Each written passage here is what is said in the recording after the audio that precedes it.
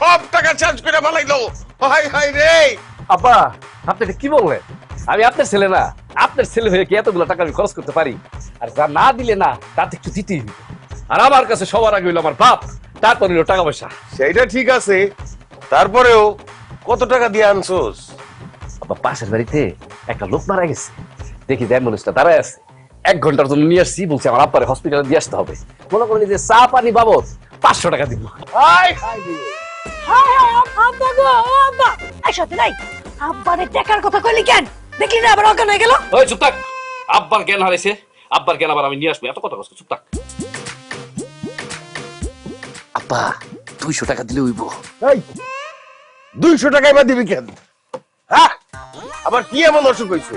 বাজারে গিয়া ডাক্তার নন্দীর দোকান থেকে 5 টাকার ওষুধ পেলে আমি ভালো হয়ে যাবো। বিদায় কর এটা।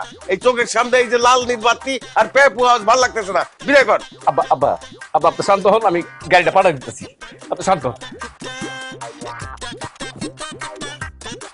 ভাই আমাকে রুগী ভালো হয়ে গেছে, আপনি যান গা।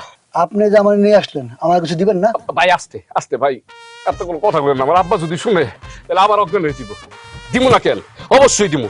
আমাকে পরিবারের সবাই আপনার জন্য দোয়া করবো, রিকোয়েস্ট করে কইতেছি, আপনি যান গা, যান যান। খালি হাতে যাবো না, আমি আসবো না। আপনি আমার রিকোয়েস্ট করে নিয়ে আসলেন। জি আব্বা, জি জি গাড়ি বিদায় করে দিতেছি। আপনি স্যার এই 10 টাকায় সম্বল ছিল, নেন রাখেন। তার মিয়া 10 টাকা তোমার সে ভিক্ষেও দেয় না। বাপ যেমন করতো তার চেয়ে বেশি করতো। চলো চললাম। ভাই ভুল বুঝেন না, আপনার জন্য দোয়া